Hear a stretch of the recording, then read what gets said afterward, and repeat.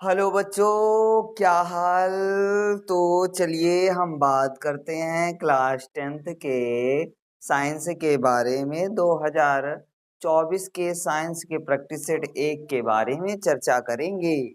तो आ जाइए और जुड़ जाइए और हम बात करेंगे 2024 के प्रैक्टिस सेट 1 के बारे में, जिसमें हम जो है जिसका नाम है आईजी। क्या नाम है? प्रैक्टिस सेट 1 और प्रश्न पत्र 2024 का, जिसमें से उपखंड का के बारे में बात करते हैं, मल्टीपल चॉइस क्वेश्चन के बारे में।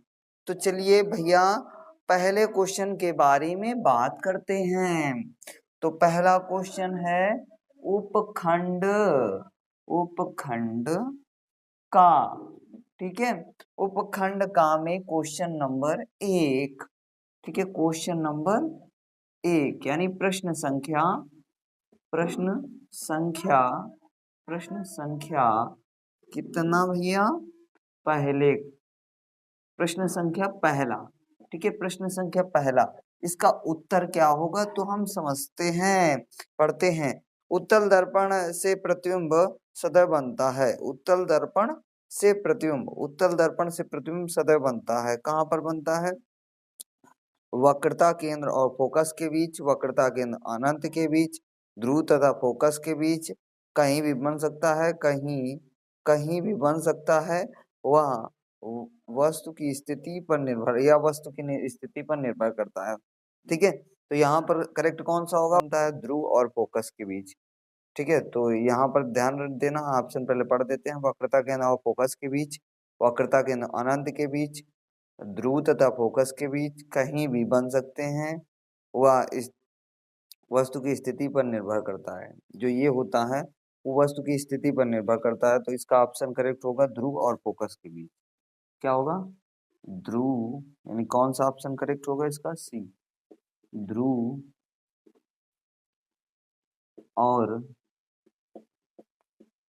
और फोकस के बीच, फोकस के बीच। ठीक है, ध्रुव और फोकस के बीच, ये ऑप्शन करेक्ट होगा।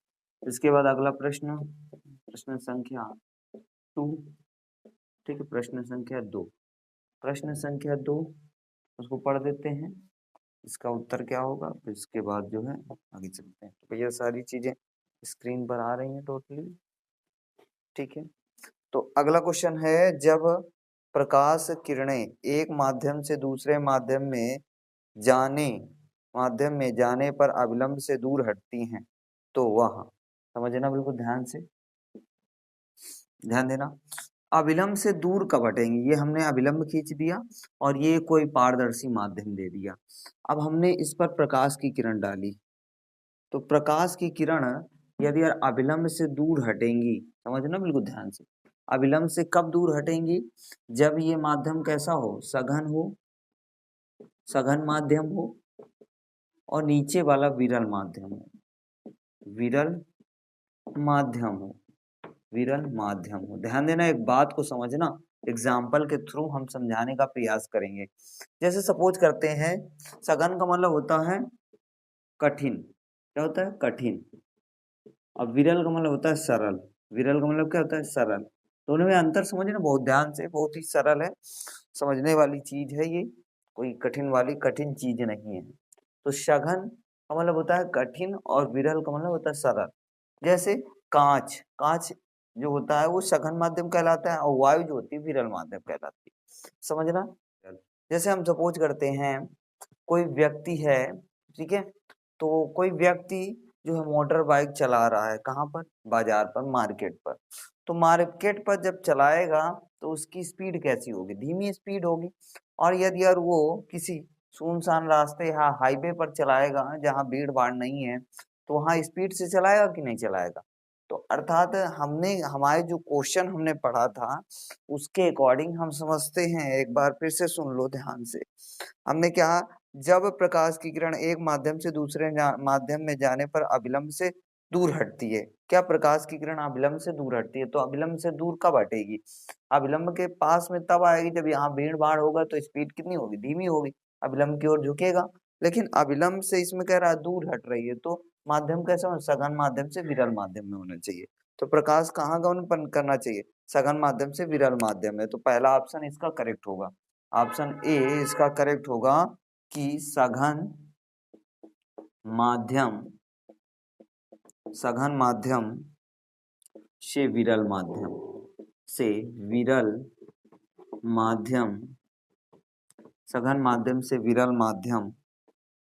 सघन माध्यम से विरल माध्यम में जाती है। तो ये पहला ऑप्शन इसका करेक्ट हो गया। अगला क्वेश्चन देखो, समझना लोगों ध्यान से। कह रहा है एक उत्तल लेंस की फोकस दूरी 15 सेंटीमीटर है, इसमें 30 सेंटीमीटर की दूरी पर स्थित वस्तु का प्रतिबिंब बनेगा। 30 सेंटीमीटर की दूरी पर प्रतिबिंब बनेगा। तो पहली बात तो ये समझ लो कि यदि यार उत्तल लेंस है, समझे ना, सॉल्व कर लेते हैं, फिर इसके बाद हम पहुंचते हैं इसके सॉल्विंग की। तो यहाँ पर अगला प्रश्न डाल, क्या इसका मान दिया उत्तल लेंस की फोकस दूरी, एफ का मान कितना दिया है 15 प्लस का 15 सेंटीमीटर। इसके बाद वस्तु यू का मान दिया है 30 सेंटीमीटर। ठीक है, अब हमें क्या निकालना है, वी का मान निकालना है। तो वी का मान क्वेश्चन मार्क। तो फार्मूला क्या होता है, चूंकि 1/f is equal to 1/u plus 1, sorry lens का है ना, तो यहाँ लिख देते हैं लेंस। ठीक है, तो 1/v माइनस 1/u रख देते हैं सबकी वैल्यू। तो 1/f की वैल्यू कितनी है 15 बराबर 1/v की वैल्यू कितनी है तो हमें ज्ञात करनी है, माइनस 1/u की वैल्यू कितनी दी हुई है, तो u की वैल्यू 15 दी हुई है, कितनी दी हुई है, सॉरी u की वैल्यू दी हुई है 30, कितनी दी हुई है 30। अब देखो ये जो u होगा ये माइनस में होगा, तो ये माइनस माइनस क्या हो जाएगा बेटा, प्लस हो जाएगा। तो ये इधर प्लस में है, इधर आएगा तो माइनस का हो जाएगा। तो 1/v इज इक्वल टू 1/15 और इसे को इधर लाएंगे तो 1/30 हो जाएगा। अब 1/v is equal to LCM लेते हैं, कितना आएगा 30, तो 15 दूना 30 माइनस 1, तो घटाएंगे भैया कितना आएगा 1/v इज इक्वल टू 1/30, अर्थात v बराबर कितना आएगा 30 सेंटीमीटर। तो अब 30 आप किस ऑप्शन में है ये देख लेते हैं। तो 30 जो है पहले ऑप्शन में ही, पहले ऑप्शन और दूसरे ऑप्शन में है, लेकिन अब इसमें कौन सा करेक्ट होगा ये हमें थोड़ा कंफर्म करना पड़ेगा। तो ये कंफर्म करने के लिए देखो ध्यान देना, दोनों ऑप्शनों में क्या लिखा है वैसे ही सेम टू सेम है, बट इसमें जो है थोड़ा अंतर दिया हुआ है। थोड़ा अंतर क्या है कि क्या पहले ऑप्शन में कह रहा 30 सेंटीमीटर की दूरी पर वस्तु की ओर वास्तविक उल्टा तथा वस्तु के आकार का। उसके बाद दूसरा ऑप्शन है 30 सेंटीमीटर पर वस्तु के दूसरी ओर वास्तविक उल्टा तथा वस्तु के आकार का। तो यहाँ पर कौन सा ऑप्शन करेक्ट होगा, इसका सेकेंड ऑप्शन क्या करेंगे हम, इसका करेक्ट कर देंगे। कौन सा ऑप्शन करेक्ट करेंगे, इसका सेकेंड ऑप्शन हम करेक्ट कर देंगे। तो बेटा ये बात क्लियर हो गई, यहाँ तक क्लियर हो गया। अगला क्वेश्चन पढ़ देते हैं। ठीक है, तो इसका सेकेंड ऑप्शन करेक्ट हो जाएगा। आगे पढ़ देते हैं, एक लास्ट इसका जो है चौथा नंबर जैसे स्लाइड पर आपके आ गया होगा। कह रहा है जब श्वेत प्रकाश एक प्रिज्म से गुजरता है तो निर्गत प्रकाश में प्रिज्म के आधार से दूरस्थ प्रकाश का रंग होता है। कैसा होता है भैया, क्योंकि हमें पता है कि जब हम प्रिज्म बनाएंगे, ठीक है, जैसे ये हमने सपोज किया ये प्रिज्म है, अब इस पर श्वेत प्रकाश की किरण डालते हैं, तो श्वेत प्रकाश की किरण क्या होती है भैया, श्वेत प्रकाश की किरणें 1 2 3 4 5 6 यहाँ से 7, ठीक है, टोटल कितने, इंद्रधनुष में जितने रंग होते हैं उतने रंगों का यहाँ क्या होता है, जो है रंगों का विक्षेपण होता है। तो दूरस्थ प्रकाश का रंग होता है, सबसे दूरस्थ जो होता है, क्योंकि हमने पढ़ा है विव की ओर, क्या पढ़ा है, वि ब ग्यो, ठीक है, विबग्योर। तो प्रिज्म से सबसे दूरस्थ कौन होता है? रेड यानी लाल होता है। तो यहाँ पर कौन सा कलर होगा? लाल होगा। तो यहाँ पर करेक्ट कौन सा ऑप्शन होगा? ऑप्शन ए इसका करेक्ट हो जाएगा। ठीक है, तो यहाँ पर चौथे का ए ऑप्शन करेक्ट होगा। इसका चौथे नंबर का प्रश्न, प्रश्न संख्या 4 का उत्तर जो होगा वो क्या होगा? पहला यानी ए होगा, लाल। ठीक है, ये लाल करेक्ट हो जाएगा। तो ये बात क्लियर हो गई भैया। इसके बाद अगला क्वेश्चन 5वां नंबर क्वेश्चन पढ़ते हैं। तो यहाँ तक सबको डाउट, किसी प्रकार की कोई दिक्कत? चलो भैया पढ़ते हैं 5वां नंबर क्वेश्चन। 5वां नंबर क्वेश्चन क्या बता रहा है? एम्पियर सेकंड किसका मात्रक है? विद्युत ऊर्जा का, विद्युत वाहक बल का, आवेश का, वैद्युत धारा का। तो इनमें से कौन सा ऑप्शन करेक्ट होगा? पांचवें का 5वां नंबर है। ठीक है, तो 5वें नंबर का उत्तर क्या होगा? तो इसको हम समझते हैं, पहले ध्यान देना। तो चूंकि हमें पता है कि विद्युत ऊर्जा का मात्रक क्या होता है? जूल होता है। ठीक है, विद्युत ऊर्जा का मात्रक जूल होता है, तो ये तो करेक्ट होगा नहीं। ठीक है, एम्पियर सेकंड, ध्यान देना, एम्पियर सेकंड, एम्पियर को किससे डिनोट करते हैं? आई, और सेकंड को टी से। तो ये किसके बराबर होता है? क्यू बराबर आई टी। क्यू क्या है? आवेश। तो आवेश का मात्रक कूलाम होता है, इसका मात्रक एम्पियर, इसका मात्रक सेकंड। तो इसमें आवेश है कहीं पर? तो सी ऑप्शन पर क्या है? आवेश। तो इसका ऑप्शन ये आवेश करेक्ट हो जाएगा। ठीक है, इतनी बात क्लियर हो गई। इसके बाद अगला क्वेश्चन पढ़ते हैं, प्रश्न संख्या 6 के बारे में हम बात करते हैं। प्रश्न संख्या 6 क्या है? इसको समझ लेते हैं। तो पढ़ते हैं पहले 6। कह रहा है एक सेल से R1 तथा R2 के दो प्रतिरोधों के दो तार समांतर क्रम में जोड़े जाते हैं। यदि इनमें प्रवाहित धाराएं क्रमशः I1 तथा I2 एवं प्रति सेकंड उत्पन्न ऊष्माएं क्रमशः H1 व H2 हो, तो ऊष्माओं का अनुपात ज्ञात कीजिए। अर्थात ऊष्माओं का अनुपात क्या होगा? ठीक है, हीट एनर्जी का अनुपात क्या होगा? रेशियो क्या होगा? तो यहाँ पर ए ऑप्शन दिया हुआ है H1/H2 is equal to R2/R1। B option है H1/H2 is equal to R1/R2। C option है H1/H2 is equal to I1 का स्क्वायर अपान I2 का स्क्वायर। डी ऑप्शन है H1/H2 is equal to I2 upon I1। तो इसका कौन सा option correct होगा हीट एनर्जी के लिए? तो पहला ऑप्शन ए ऑप्शन इसका करेक्ट हो जाएगा। इसका कौन सा ऑप्शन? ए ऑप्शन करेक्ट होगा। ए ऑप्शन है क्या? H1/H2 is equal to R2/R1। ठीक है, तो ये हमारा ए ऑप्शन करेक्ट हो जाएगा। इसके बाद अगला क्वेश्चन पढ़ते हैं। अगला क्वेश्चन है 7वां नंबर क्वेश्चन है, चुंबकीय क्षेत्र की तीव्रता का मात्रक है। आप पहला ऑप्शन ए ऑप्शन है N/एम्पियर मीटर स्क्वायर। बी ऑप्शन है N/एम्पियर मीटर। तीसरा सी ऑप्शन है N/एम्पियर मीटर। ठीक है, तो लाइट बंद हो गई, थोड़ा देख लेते हैं बंद क्यों हो जाती है लाइट। ठीक है, तो ऑप्शन हमने सारे बोल दिए थे। ठीक है, फिर से एक बार रिपीट कर देते हैं, क्वेश्चन को पढ़ देते हैं। चुंबकीय क्षेत्र की तीव्रता का मात्रक न्यूटन, पहला ऑप्शन है N/एम्पियर मीटर स्क्वायर। बी ऑप्शन है N/एम्पियर सेकेंड, और सी ऑप्शन है N/एम्पियर मीटर। डी ऑप्शन है N/स्क्वायर/एम्पियर मीटर। तो इसका ऑप्शन कौन सा करेक्ट होगा? बी ऑप्शन करेक्ट होगा। प्रश्न संख्या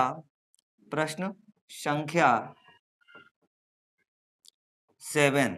ठीक है, प्रश्न संख्या 7, इसका उत्तर क्या होगा? तो इसका उत्तर होगा कौन सा बेटा? तो इसका उत्तर बी होगा। तो क्या होगा? न्यूटन अपान एम्पियर मीटर, N/एम्पियर मीटर। इसका ये ऑप्शन करेक्ट हो जाएगा। ठीक है, उसके बाद 8वां क्वेश्चन है उपखंड खा का। ठीक है, उपखंड खा का ये रफ कर देते हैं, फिर इसके बाद आगे हम जो है लिखते हैं उपखंड खा का। ठीक है, तो ये बात सबको क्लियर हो रही है? वॉइस आ रही है सभी को? ठीक है, यहाँ पर करते हैं उपखंड खा। क्या भैया? ऊपर से और लिखते हैं भैया उपखंड खा। ठीक है, क्वेश्चन कहाँ से स्टार्ट होता है? 8वें नंबर से। प्रश्न संख्या 8 क्या लिखेंगे? प्रश्न संख्या 8 प्रश्न संख्या 8 का उत्तर लिखते हैं। ठीक है, प्रश्न संख्या 8 का उत्तर क्या होगा, तो इसी प्रकार से लिखना है जैसे हम लिख रहे हैं बोर्ड एग्जाम में। तो कह रहा है मेथेन मेथेन मेथेन का संरचनात्मक सूत्र क्या होगा। तो मेथेन का संरचनात्मक सूत्र समझने से पहले हम समझ लेते हैं। जब कार्बन 1 होता है तो नाम मेथ होता है, जब कार्बन 2 होते हैं तो नाम एथ होता है, जब कार्बन 3 होते हैं तो क्या होता है, प्रोप होता है, और कार्बन यदि अगर 4 होते हैं तो ब्यूट होता है। क्या होता है, ब्यूट होता है। अब कार्बन 5 होते हैं तो पेंट होता है। ठीक है, क्या होता है, पेंट होता है। और कार्बन 6 होता है तो पेंट हेक्स होता है, और कार्बन 7 होता है तो ऑक्ट होता है, कार्बन 8 होता है, कार्बन 7 होता है तो हेक्स होता है, कार्बन 8 होता है तो ऑक्ट होता है, कार्बन 9 होता है तो नोन होता है, कार्बन 10 होते हैं तो डेक होता है। अब जब सिंगल बॉन्ड लगे होते हैं, क्या सिंगल बॉन्ड लगे होते हैं तो नाम इसमें अनुलग्न जोड़ा जाता है में एथ। क्या जोड़ा जाता है, एन, सॉरी, क्या जोड़ा जाता है, एन। और यदि डबल बॉन्ड लगे हुए हैं तो उसमें अनुलग्न जोड़ा जाता है इन। क्या जोड़ा जाता है, इन। और ट्रिपल बॉन्ड लगा है, क्या ट्रिपल बॉन्ड लगा है तो आइन जोड़ा जाता है, अनुलग्न क्या जोड़ा जाता है, आइन। अब देखो पहला ऑप्शन के अकॉर्डिंग हम यदि यार पढ़ें मेथेन का संरचनात्मक सूत्र क्या होगा, तो हमें पता है जब कार्बन 1 होता है तो नाम मेथ होता है, कार्बन 1 होता है तो नाम मेथ होता है। तो कार्बन के बाह्य कोश में कितने बॉन्ड लगाए जा सकते हैं, 4 ही बॉन्ड लगाए जा सकते हैं। अब देखो यहाँ पर एन एन जुड़ा है ना, एन, तो सिंगल बॉन्ड लगेगा। अब सिंगल बॉन्ड लगेगा तो इसमें 4 हाइड्रोजन होंगे, कितने होंगे, 4 हाइड्रोजन। तो ये कोई संरचनात्मक सूत्र है क्या, कोई ऑप्शन में है क्या, बी ऑप्शन करेक्ट हो जाएगा। क्या होगा इसका, बी ऑप्शन हमारा करेक्ट हो जाएगा। ठीक है, बी ऑप्शन करेक्ट हो जाएगा। क्यों भैया, क्योंकि हमें पता है कि एल्केन का, क्या, एल्केन का सामान्य सूत्र क्या होता है, तो एल्केन का सामान्य सूत्र होता है CnH2n+2।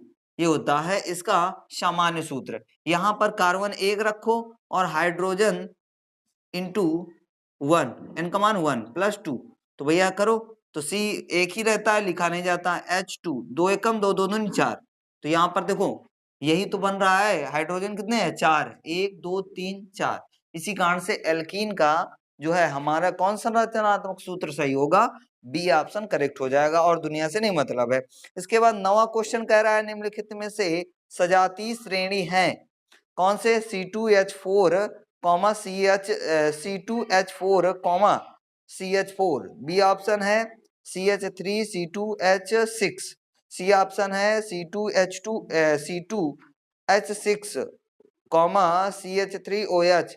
उसके बाद डी ऑप्शन है C2H4 C2H2। तो भैया सबसे पहले सी को हटा देते हैं, सी ऑप्शन में OH अनुलग्न जुड़ा है। ठीक है, तो ध्यान देना कौन से सजाती, सजाती का मतलब होता है समान। तो ध्यान देना, इसको भी ध्यान से समझना, नहीं तो फिर समझ में नहीं आएगा, इसको भी समझाना पड़ेगा पूरा। ठीक है,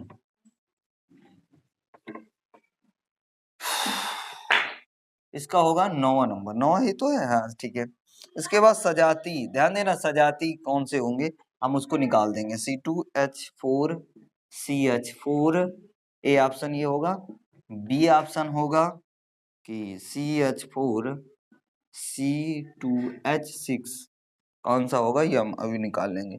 सी ऑप्शन है C2H6 CH3OH। ठीक है, उसके बाद डी ऑप्शन है C2H4 C2H2। ध्यान देना भैया, देखो सामान्य सूत्र हम रखते हैं, सामान्य सूत्र एक होता है, अभी हम बताया था एल्कीन का, एल्केन का बताया था ये सामान्य सूत्र। ठीक है, और एल्कीन का सामान्य सूत्र होता है, एल्कीन का होता है CnH2n, और एल्काइन का क्या होता है, CnH2n-2। ठीक है, तो अब देखो कौन कौन फॉलो नहीं कर रहा है, इन तीनों नियमों को कौन कौन फॉलो नहीं कर रहा है। तो भैया ध्यान देना, ये तो बिल्कुल नहीं फॉलो करेगा, कार्बन सेम है ये तो फॉलो नहीं करेगा। अब बचे दो ऑप्शन। देखो दो ऑप्शनों में हम रख के देख लेते हैं। इसमें कार्बन रखो 2, तो यहाँ पर कितना हो जाएगा, n का मान 2 रखा तो 2 इंटू 2 प्लस 2, तो C2H कितना होगा, 2 दूनी 4 प्लस 2, तो कितना आ रहा है, C2H6। ध्यान देना, ये आ रहा है क्या, नहीं फॉलो कर रहा है। जब एक नहीं फॉलो करेगा तो दोनों भी नहीं फॉलो करेंगे। अब देखो ध्यान देना, इसमें रख के देखते हैं। यदि 1 रखें यानी 2 रखेंगे तो 2 दूनी 4, क्या हो जाएगा, 2 रखेंगे H2, 2 दूनी 4, ये तो फॉलो करेगा। जब एक रखेंगे, ध्यान देना, एक रखेंगे तो 2 आना चाहिए, तो ये तो फॉलो नहीं कर रहा बच्चा। ये हमारा ऑप्शन, ये ऑप्शन हमारा करेक्ट हो जाएगा। कैसे समझा देते हैं इस बात को, ज्यादा जो है दिक्कत वाली बात नहीं है। देखो समझना बिल्कुल ध्यान से। इस फार्मूले के अनुसार, अब इसी फार्मूले का यूज होगा, बाकी तो देखो ध्यान देना। यदि अगर यहाँ पर C का मान 1 रखे, यानी n का मान 2 रखे, एक रखे, 2 इंटू 1 प्लस 2, तो C2 दो दो दो एक कम 2 2 2 4, तो कितना हो जाएगा, पहला ऑप्शन ये करेक्ट हो जाएगा। अब यदि यार n का मान कितना 2 रखें, तो C2H2 इंटू 2 प्लस 2, तो C2H 2 दूनी 4 4 2 6, ये भी देखो जा रहा है। तो ये क्या है, सजातीय श्रेणी के हैं। ठीक है, इस कारण से ये हमारा बी ऑप्शन जो इसका होगा वो करेक्ट हो जाएगा। अगला 10वां नंबर क्वेश्चन पढ़ देते हैं। 10वां नंबर क्वेश्चन क्या है कि लेड नाइट्रेट का रासायनिक सूत्र है। ठीक है, कौन सा रासायनिक सूत्र है, इसको हम समझ लेते हैं, लेड नाइट्रेट का। ठीक है, तो सबसे पहले यदि ये चीजें समझनी है तो हमें इनके फार्मूले याद होने चाहिए। यदि फार्मूले नहीं याद है तो तुम कितना भी प्रयास कर लो, जो है ये आने वाले नहीं हैं। तो हमें पता है कि कौन सा इसका ऑप्शन करेक्ट होगा, तो हम देख लेते हैं फिर भी। तो यहाँ पर ध्यान देना, PB इसमें कितने होते हैं, डबल प्लस होते हैं, है ना। उसके बाद NO3 इसमें कितने होते हैं, माइनस का 1 होता है। कितना होता है, माइनस का 1। तो भैया यहाँ पर माइनस का 1 होगा और इसमें प्लस का 2 होगा। तो भैया इसको बैलेंस करने के लिए यदि यार इसमें 2 का गुणा करा दे, यानी 2 का गुणा कराने का मतलब ये होता है। तो इसको क्या लिख सकते हैं, PB। चूंकि वैसे तो लिख नहीं सकते इसके घात में कि हम यहाँ पर स्क्वायर लगा दे, तो स्क्वायर नहीं लगा सकते हैं। तो NO3 का होल ट्वाइस, तो ये कौन सा ऑप्शन ऐसा कुछ है, तो ये ऑप्शन कौन सा होगा बेटा, तो इसका ऑप्शन होगा, कौन सा होगा, तो इसका ऑप्शन होगा कौन सा, पहला ऑप्शन। तो इसका पहला ऑप्शन हमारा करेक्ट हो रहा है। ठीक है, पहला ऑप्शन हमारा करेक्ट होगा। ठीक है, तो यहाँ पर ये क्लियर हो गई बात, है ना। इतनी बात क्लियर हुई कि नहीं क्लियर हुई। उसके बाद 11 नंबर शुद्ध जल, अगला नंबर पढ़ देते हैं। ठीक है, तो अगला नंबर क्या है, क्वेश्चन नंबर, ये सॉरी यहाँ 10 लिख लेना। ठीक है, क्वेश्चन नंबर 10। तो यहाँ पर प्रश्न संख्या 11। तो प्रश्न संख्या 11 क्या है, तो कह रहा है शुद्ध जल का पीएच मान होता है। शुद्ध जल का पीएच मान होता है, तो कितना होता है भैया, तो ए ऑप्शन है 0, बी ऑप्शन है 1, सी ऑप्शन है 7 और डी ऑप्शन है 14। तो कौन सा करेक्ट होगा, इसका आंसर होता है कितना, 7। सी ऑप्शन करेक्ट हो जाएगा, 7 होता है पीएच मान। ठीक है, यदि बात क्लियर हो गई, इतनी बात सबको क्लियर हुई कि नहीं क्लियर हुई, नोट कर लीजिए। ठीक है, इसको रफ कर देते हैं, अब थोड़ा छोटा छोटा लिखेंगे चूंकि सारे क्वेश्चन आ जाने चाहिए। ठीक है, तो प्रश्न संख्या 12, इसका उत्तर लिखते हैं। तो कह रहा है प्रश्न संख्या, एंटीमनी है धातु, अधातु, उपधातु और मिश्र धातु। तो क्या है एंटीमनी, उपधातु। सी ऑप्शन इसका करेक्ट हो जाएगा, यानी उपधातु। क्या करेक्ट होगा, उपधातु, इसका ऑप्शन करेक्ट हो जाएगा। इतनी बात क्लियर हुई। अगला क्वेश्चन है, निम्नलिखित रासायनिक समीकरण को पूरा कीजिए। भैया देखो ध्यान से समझना, हम उत्तर ऐसे ही निकाल देंगे बिल्कुल आसान से तरीके से। ठीक है, तो प्रश्न संख्या 13। ठीक है, प्रश्न संख्या 13, इसका उत्तर लिखते हैं। भैया ध्यान देना, बहुत ध्यान से समझना। तो प्रश्न संख्या 13 में क्या है, CH3COOH प्लस C2H5OH सांद्र सल्फ्यूरिक अम्ल। कौन सा? सांद्र सल्फ्यूरिक अम्ल H2SO4 का घोल रखते हैं और इसके बाद बाहर हमारा जल निकल जाता है। ध्यान देना, हम देखो ऑप्शन के अकॉर्डिंग ही हल करेंगे भैया। देखो ध्यान देना, कार्बन 1 2 2 4, टोटल कितने कार्बन हो गए? 4। ऐसा कौन सा ऑप्शन है जिसमें कार्बन 4 हैं? ऐसा कौन सा ऑप्शन है जिसमें कार्बन 4 हैं? पहले में 1 कार्बन है, दूसरे में 2 कार्बन है, तीसरे में देखो गिनते हैं, तीसरे में CH3 COO C2H5। ध्यान देना, इसमें कितने कार्बन है? 1 2 और 2 4। कितने कार्बन है? टोटल 4 कार्बन है। चौथे में देख लेते हैं, 1 2 3। तो हमारा ऑप्शन कौन सा करेक्ट होगा? सी ऑप्शन करेक्ट होगा। यानी सी ऑप्शन है क्या? तो सी ऑप्शन है CH3 COO C2H5। ध्यान देना, 1 2 2 4 हमारा ये बैलेंस है कि नहीं बैलेंस, इस कारण से हमारा सी ऑप्शन करेक्ट हो जाएगा। तो भैया जो है यदि रिएक्शन बैलेंस करना सीख गए, एक क्लास रखेंगे रिएक्शन बैलेंस करने की, ठीक है। तो इसके अलावा एक क्लास रखेंगे यानी जो है IUPAC के बारे में, ठीक है। यदि आपकी राय है तो कमेंट में पिन कीजिए। अब उपखंड गा के बारे में बात करते हैं। तो उपखंड यानी बायोलॉजी के बारे में बात करते हैं।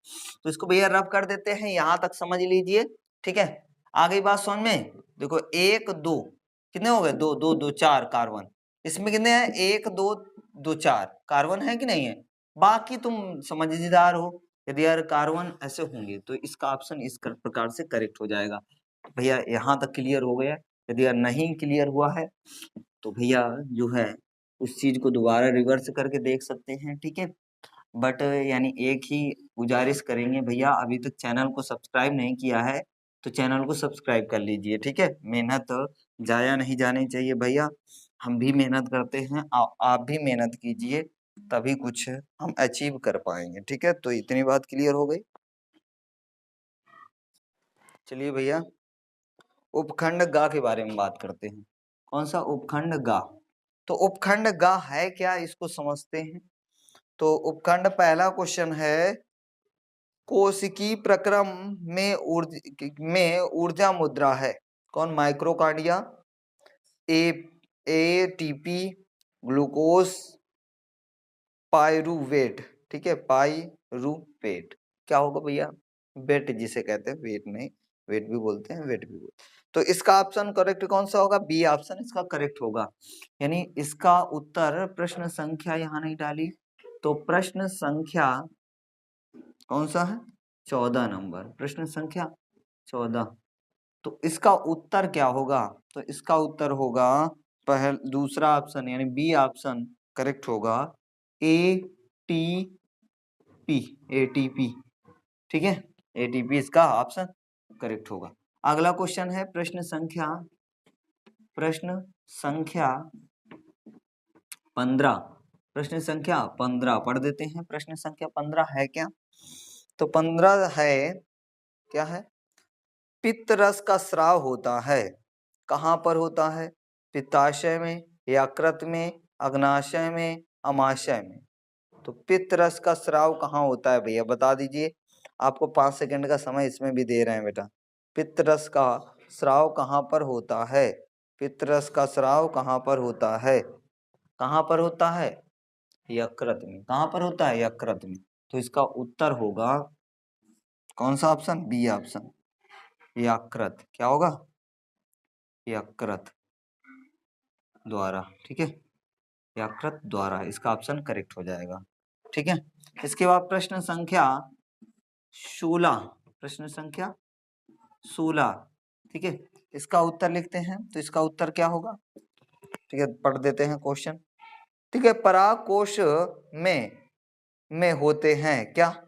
वाह्यदल, अंडाशय, बीजांड, परागकण। तो इसका डी ऑप्शन करेक्ट होगा, परागकण। क्या होगा करेक्ट? डी ऑप्शन करेक्ट होगा, परागकण, ठीक है, परागकण।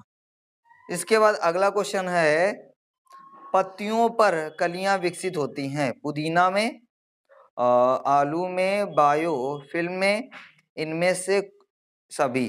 तो इनमें से सभी, तो इसमें ऑप्शन कौन सा करेक्ट होगा?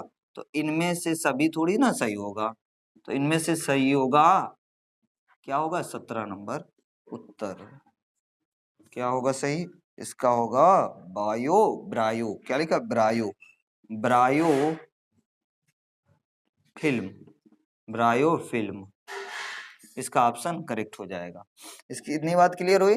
उसके बाद 18 नंबर कह रहा है एक लिंगी फूल का उदाहरण है, एक लिंगी फूल का उदाहरण है। ए पपीते का फूल, बी गुलाब का फूल, सी सरसों का फूल, डी आम का फूल। तो इसका एक लिंगी फूल का उदाहरण है पपीते का फूल। इसका 18 नंबर का जो है प्रश्न संख्या 18 का ऑप्शन करेक्ट होगा, सब लिख लेना उत्तर। इसका करेक्ट होगा पपीते का फूल, पपीते का फूल, ठीक है, पपीते का फूल, ठीक है। ये बात क्लियर हो गई, यहाँ तक क्लियर हो, स्क्रीनशॉट ले लो सभी लोग, ठीक है। इसके बाद अगला क्वेश्चन हम पढ़ते हैं। 2 क्वेश्चन और बचे हैं, ठीक है, तो उनको भी करा देते हैं, इनको रब कर देते हैं, ठीक है। ले लो स्क्रीनशॉट।